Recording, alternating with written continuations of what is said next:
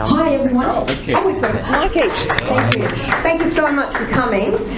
We were going to keep things pretty loose today and just have a conversation about social justice and the arts. I feel a bit of a, not a shirker, but when saying I've played a major role, I honestly hardly think, but I certainly was on call for a while there in the 90s and the noughties to just host things, really. Well, yes, I mean, I suppose I should establish my social justice credentials up front. I remember back in the late 70s when I was at school, I was radicalised, in a nice way, by a fellow student by the name of Alan Huff. Don't know if anyone knows him. He went on to form a union of gay plumbers in Melbourne, which at the time was quite revolutionary. He wore a black armband to school on the day of the dismissal. And I thought, oh, this is interesting. And I think he was one of the last remaining members of the Communist Party in New South Wales, but he resigned for some reason, and he wanted to set up a union of school students. So we set up the secondary school students union, and we were allowed to have meetings in the trades hall. And there was a Sydney branch, but Alan split from them eventually because they wanted sympathy with Moscow. And it was still the Soviet Union at the time. So we would have meetings, and we made a broadsheet, and we went and distributed it outside Wickham Girls High. I famously remember, until the gym instructor chased us from the premises. And she was a larger lady, so we did a hasty retreat. And we had a few, I think our membership peaked at 26. And then we had to wind it up because Alan's mother wouldn't let him come to the meetings anymore. That's true. So I've been involved in the, that side. Been a member of Actors Equity since 1976. Been on the Actors Benevolent Fund Committee. And as so many people in the arts are asked to do, the first person you go to when you have an event, or you want to raise awareness, or you want to have an auction or a rally or a raffle, who can we get who's got the slightest bit of public profile, and I mean the slightest bit, to come and do it. And that is one of the responsibilities of practitioners of the arts in terms of supporting and trying to help issues of social justice, and it's one that we do willingly and quite gladly. But I think this subject goes a lot deeper than that, and I guess it's all about what is the responsibility of artists to respond and to provoke thought and debate on issues of social justice, and the converse. Why do they feel they have to? I often feel some sympathy for people who are suddenly become emblematic of something, and they don't necessarily want to be emblematic of something, and they want to pursue whatever they're doing for their own reasons, but for many reasons, good and better, sometimes not so good. The arts are often co-opted into political agendas, and you'd have to say, historically, they probably go more for left-leaning agendas, or centrist to left rather than right. And it's a question that's often asked. I mean, where are the conservative artists? Where are the conservative comedians or satirists? And I've got several theories on that, which we might come to. Largely because there's no money in satire, so people of the conservative bent tend to pursue more worthwhile careers. Lucrative pursuits, yeah.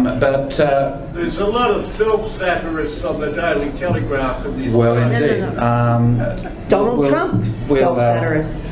We can talk about the role of satire a bit later on, but Genevieve, I guess, how did you become involved in social justice issues other than the individual, and when did your profile sort of engage you more in the discussion? Well, I'd have to say that my profile, when I met Wyn, was the reason that Wyn and Peter oftentimes would get a hold of me and ask me to come along and usually host, or at least make an appearance and make a speech. And I was delighted to do that, and I made some nice speeches in my time, and I'm sure I bored a lot of people witless too in my time. But yeah, very happy to do that. As artists, Bill Hunter always said, we're not artists, we're bloody actors. That's really all I am, an actor and a singer, whereas Jonathan actually creates and writes a lot of satire. He's also written a few plays that have been very successfully toured around Australia. You haven't struck us yet as being the David Williamson of this time period. Of course, we still have the David Williamson. Yes. We hardly need another.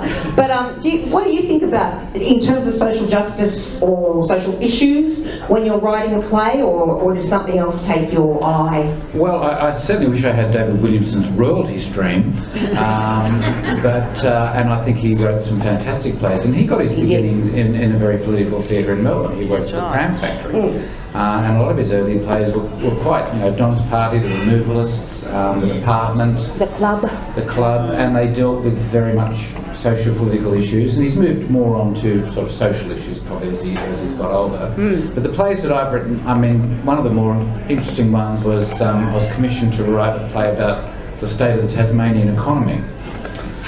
Which doesn't sound riveting, but it was actually quite fun. It was a small theatre company in Hobart, and they had this idea, and it stemmed from an idea that someone had mentioned that not only should Tasmania and Victoria join, and Melbourne should just be the capital of the new state, and it stemmed also from Colin Barnett's comments about Tasmania being a mendicant state, talking about the carve up of the GST.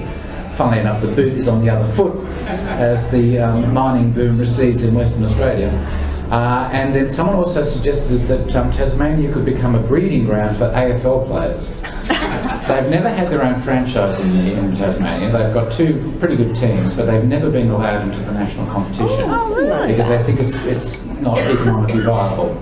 Now, as we've witnessed in Tasmania with things like Mona and Mofo and the extraordinary things that can be done when someone says, well, it actually can be done, build it and they will come, and they do.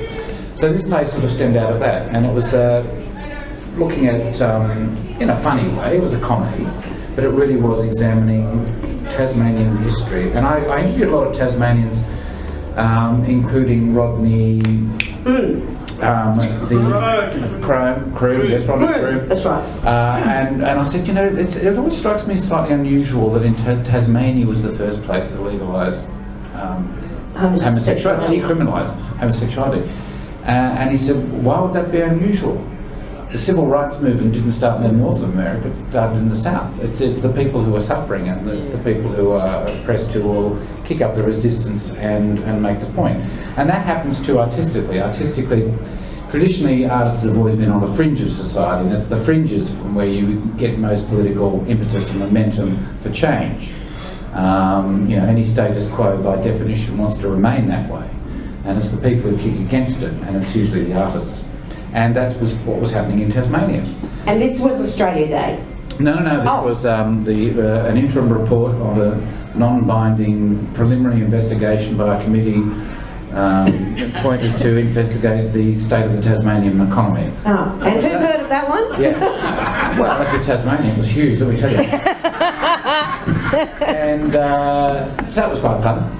But the other two plays, one is Australia Day, and that was a play examining the whole notion of Australia Day and regional Australia, and that stemmed from me being an Australia Day ambassador several times, 4 or 5 times, in regional areas, including Campbelltown and Hunters Hill. I'm not sure why that's deemed a regional area, but anyway. Singleton, Muswellbrook, Spears Point, and it was quite an eye-opener to go with the usual, bleeding heart, lefty, apathetic attitude towards Australia Day and being quite ambivalent about the whole thing.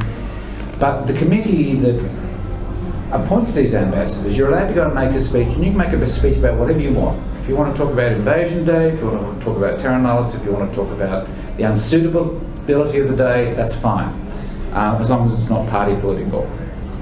But I got to Singleton and I looked at the committee and the assembled personages there, and I thought I might ditch the bit about Invasion Day, I'll move on to the next bit.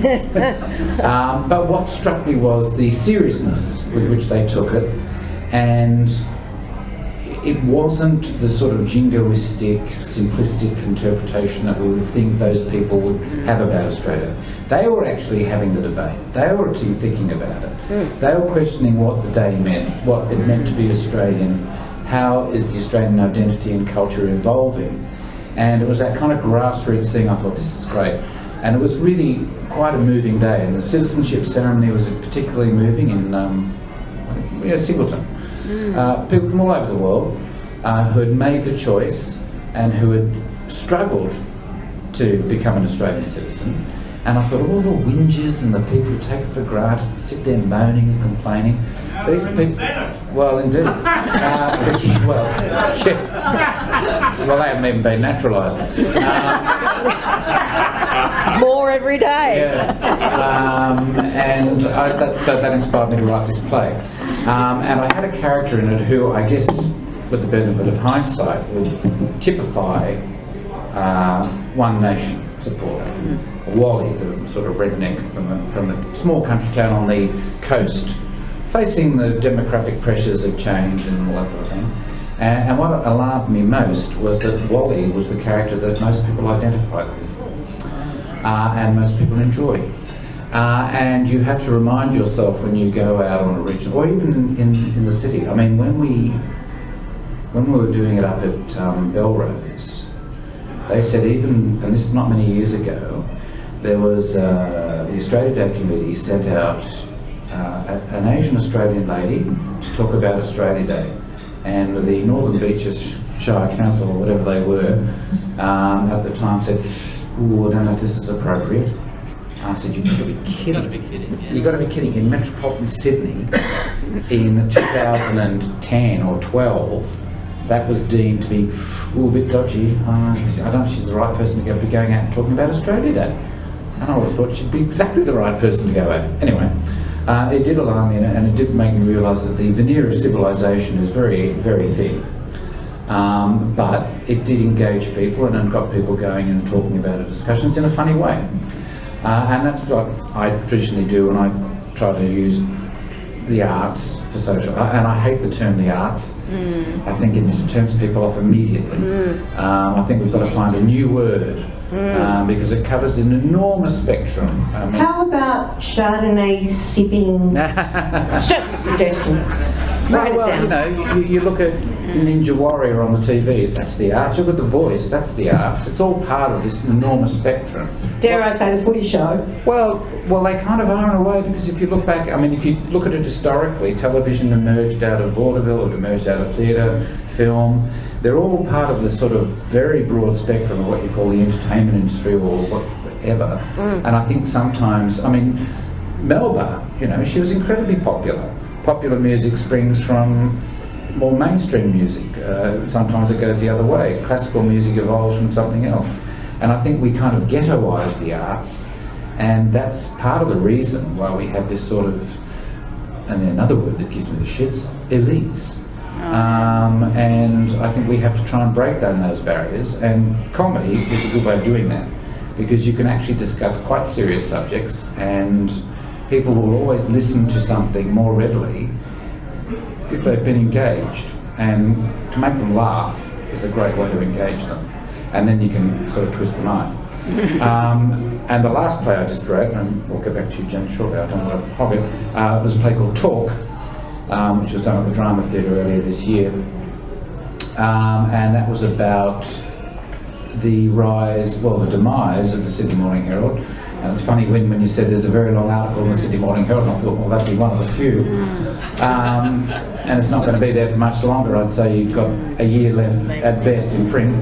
But it was about the rise of social media, the collapse of journalism, and the significance of that in how we conduct our society, how we pursue justice, the pressure it puts on all sorts of fundamental democratic institutions that we take for granted, separation of powers, the impartiality of the judiciary, the impartiality of the media, which has never existed really, but we hope that there is some degree of accountability in the media, and that's fast disappearing with the rise of new technology. So that play was about that. So you can actually address social issues, and I think the role of the arts, from my mind, is fundamentally to address issues that resonate with the audience that you are playing to.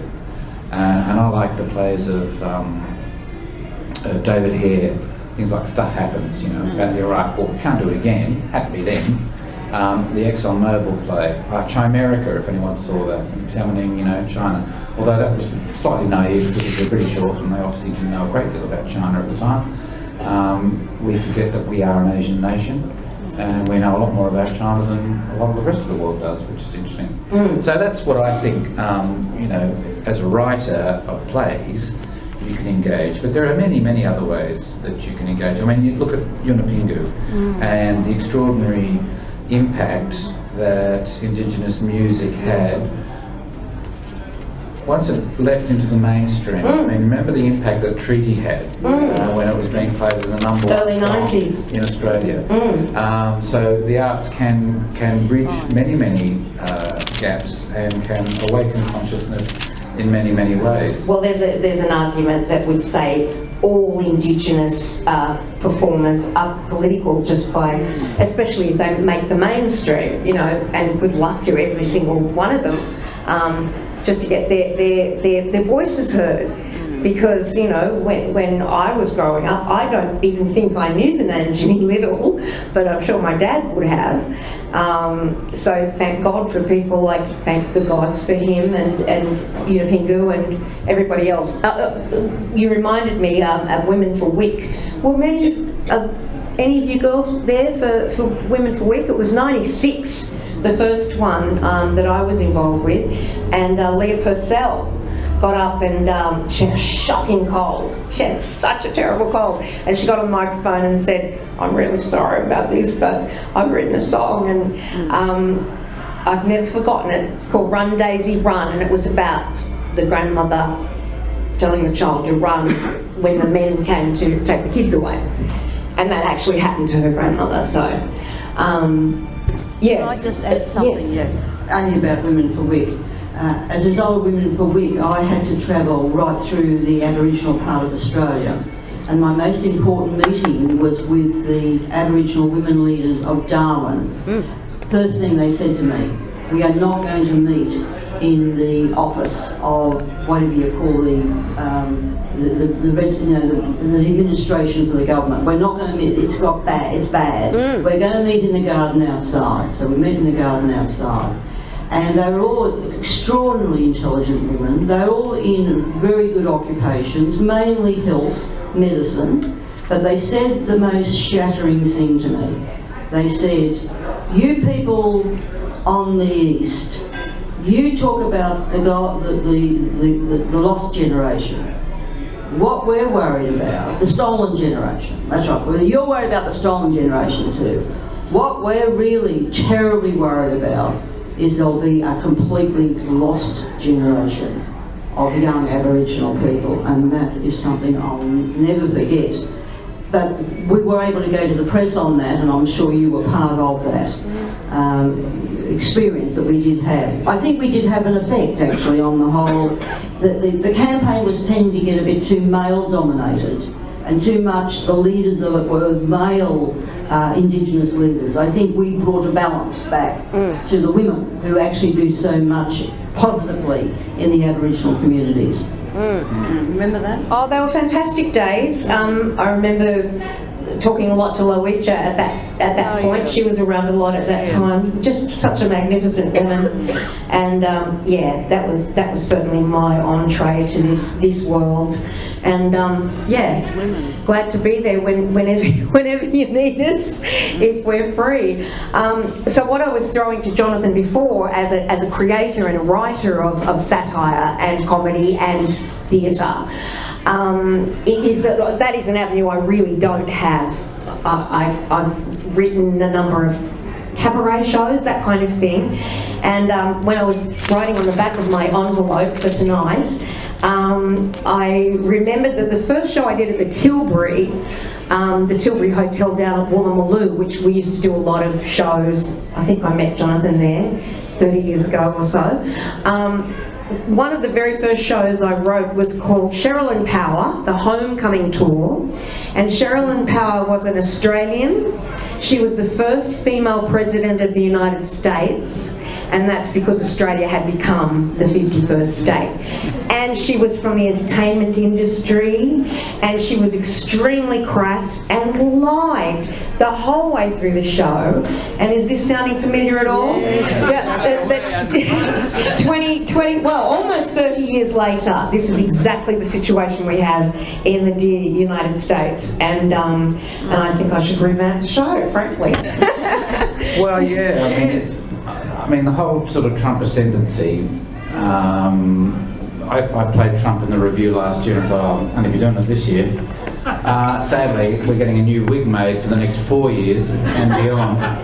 But it's interesting, Trump, in some ways, I mean, I subscribe to the New Yorker, and, you know, they're just full of outrage, full of indignant, you know, righteous indignation about the rise of Donald Trump, kind of blithely ignoring the fact that their very existence depends on the crass capitalism of Trump. And New York tries to have it both ways. They try to be the, you know, the intellectual, small L liberal centre of the United States, yet the whole thing is fuelled by a rampant free market that Trump epitomises. And it also points to a more delicate issue, which sometimes people in the arts kind of ignore or just want to pretend is not happening. And that is, there is some resonance to the accusation of an elite. And you can become introspective, you can become dictatorial, and you can lose sight and lose connection with a lot of people. And I think there's a danger in any community. And then you get the backlash, then you get the anti-intellectualism, you get the anti-education, you get the anti-expert. I mean, it's happened countless times throughout the world. Cambodia, Germany, Japan, before that, France. I mean, you know, go back to the French Revolution, the terror. I mean, it happens endlessly. Yes. And I think there is a danger that when the arts pushes the social justice agenda forward, pushes a lot of issues forward, we have to be very careful that we don't become dictatorial. And what worries me at the moment is that in the new breed of, particularly in the arts, people covering the arts or talking about the arts, is this almost abolitionist approach. You don't get rid of ideas by saying you can't say that. You have to do it by you shouldn't say that. And here's why you shouldn't say it. And then we'll progress forward when people understand that certain things are no longer acceptable. But there's this kind of backlash happening at the moment where you're not allowed to say it.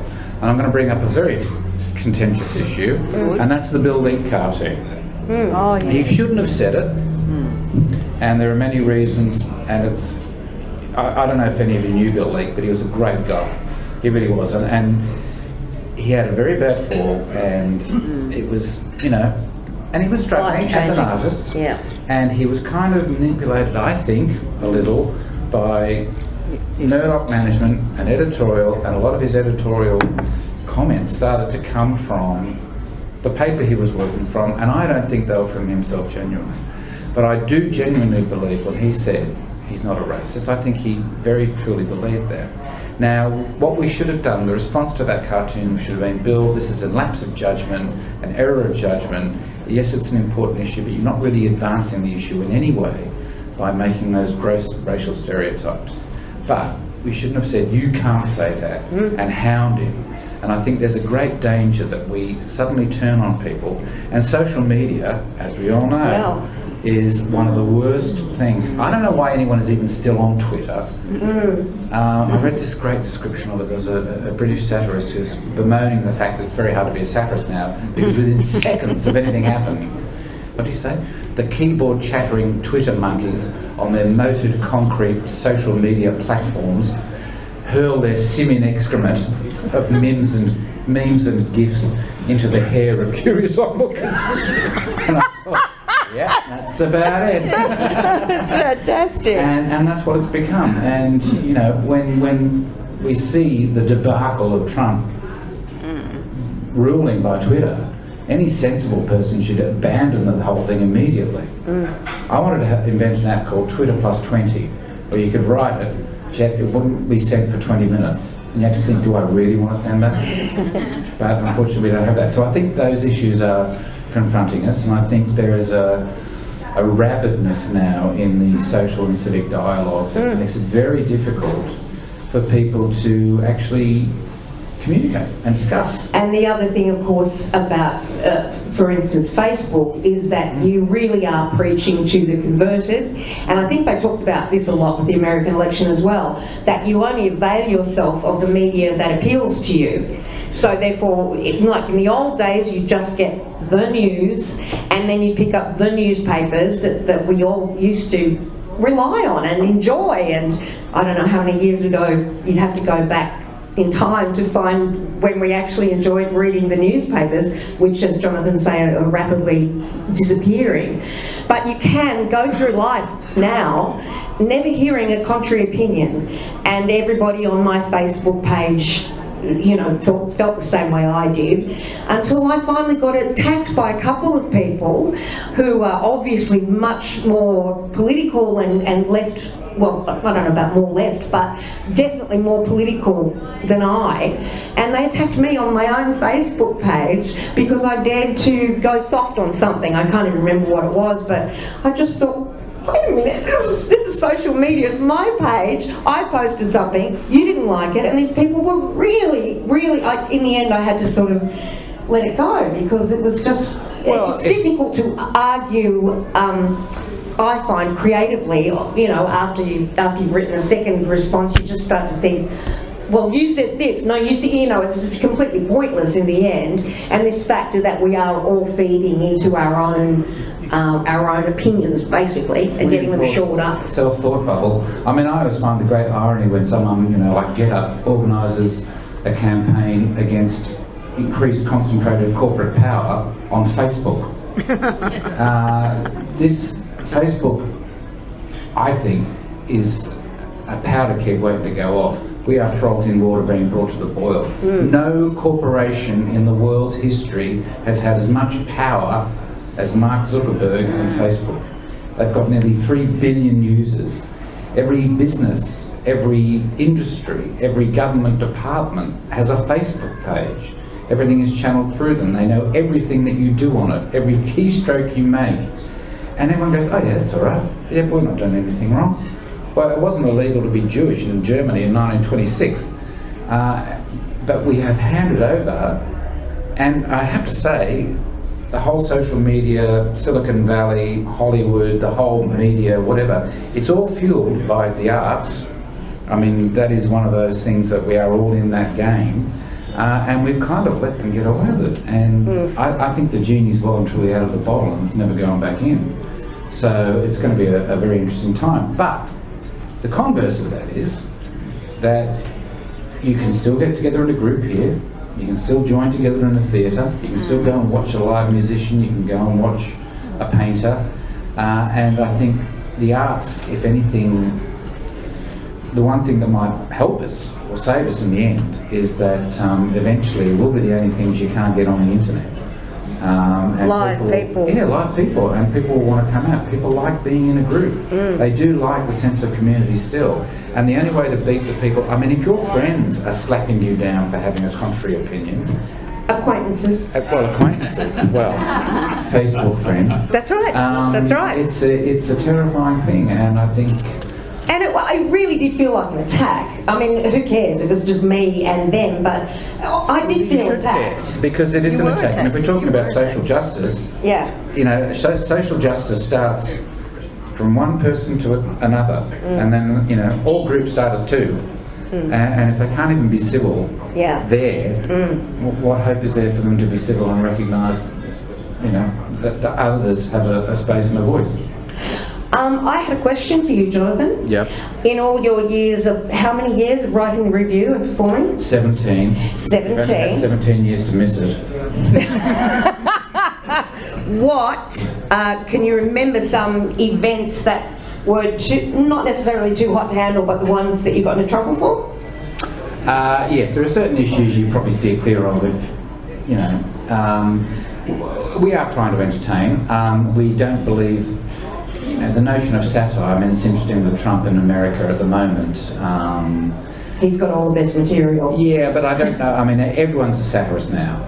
Everyone is, and it's very hard to find any sort of reporting that is free of comment, slant, colour. But there are some things we would probably avoid. The other thing about political satire is, as Peter Cook famously said when he opened the Establishment Club in London, which was going to be a political satire club, he said, yes, I hope this will be able to do as much as the great Weimar cabarets did to stop the rise of Hitler and the outbreak of the Second World War. He recognised the futility. Yeah. But the nice thing about political satire is that it allows, and in the review we try to, you tend to concentrate on whichever government is in power because they're the ones that are doing things. The satirists tend to be more active against those who are active. But we try to spray it across, so we hope that anyone, unless you're particularly one end of the spectrum or the other, you'll come and enjoy it. I remember Barry O'Farrell roaring with laughter at a whole sequence we did of him as the Wild West Sheriff. I think I played Fred Nile and Clover Moore at various points during that sketch. So we try to widen it out. There are some things we've tackled, the systemic abuses in the Catholic Church, not a subject for comedy, but not all satire has to be funny. So we did that. The ones where we get into trouble, we probably tend to avoid provoking Islamic extremists because we all have lives. I remember when we did the Dingo Principle back in 1987, I played the Ayatollah Khomeini. And this was just before the first fatwa had been issued against that comedian in Germany. And the show went to air on a Monday night. We woke up on Tuesday to find that Iran had expelled all the Australian diplomats, cancelled the live sheep trade and cancelled the wheat trade. And we thought, oh, satire can do something. At the next week's taping, I came out to find all the tyres on my car had been slashed. So we thought, oh shit. And then I think we did a sketch about the crumbling Soviet Union at the time, and then Tuesday, out go the Australian diplomats from Moscow. Oh. Well, I don't think they expelled the diplomats, but they made some complaint. And it turned out that my tyres hadn't been slashed by a terrorist. Every car parked on the Pacific Highway in Gore Hill had their tyres targeted. So we breathed a sigh of relief, but you do actually think, shit, this is quite dangerous. And you look at I'm sure Salman Rushdie didn't quite mean to be so courageous when he wrote the book, but as it turns out, it was a very brave thing to do.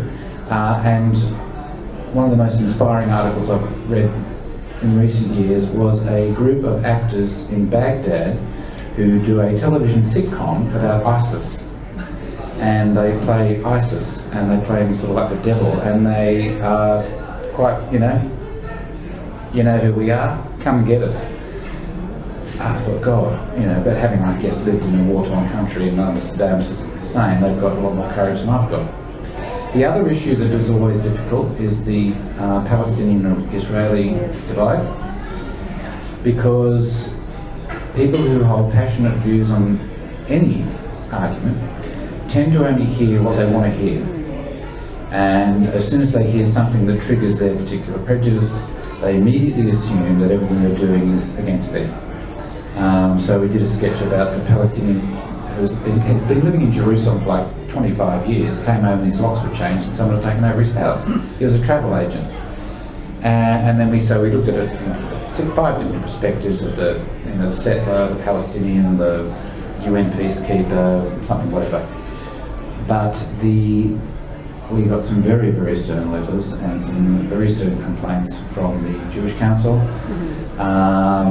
They went right up to the chairman of the board because they hadn't listened to the lyrics. But then, in fairness, I was talking to a Jewish friend. He said, yeah, it was the choice of music.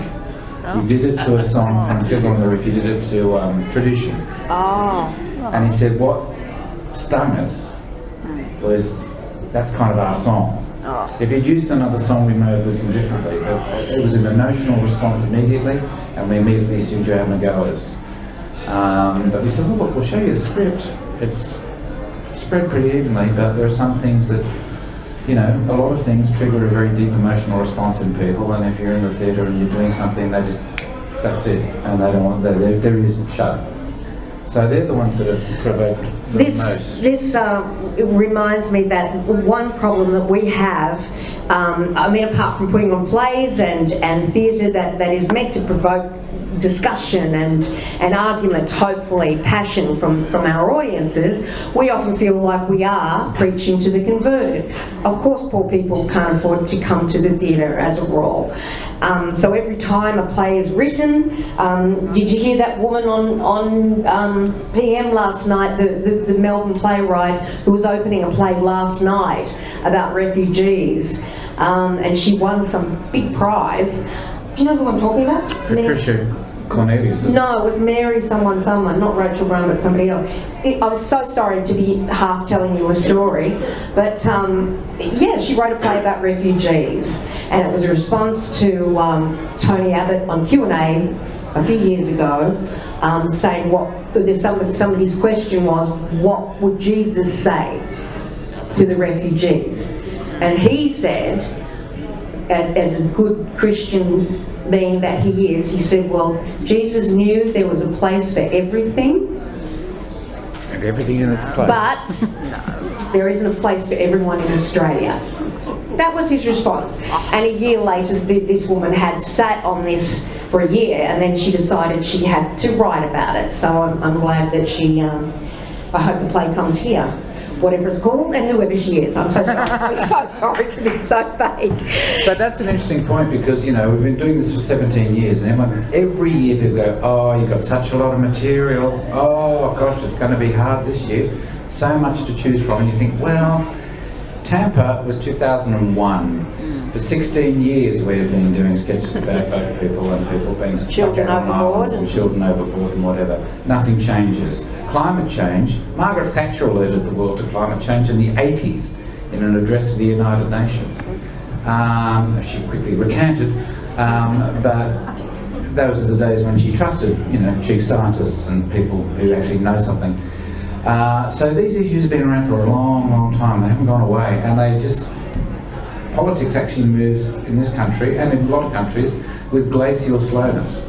And it's another problem that our friends in the Media, Arts and Entertainment Alliance, in the journalist section, they love the drama. All they want to concentrate on are the leadership spills, the leadership challenges. You know, when you get yet another headline for Peter Hartcher, killing season approaches for Turnbull, you think, oh God, you've trotted that out 6 times in the last 10 years. Yeah.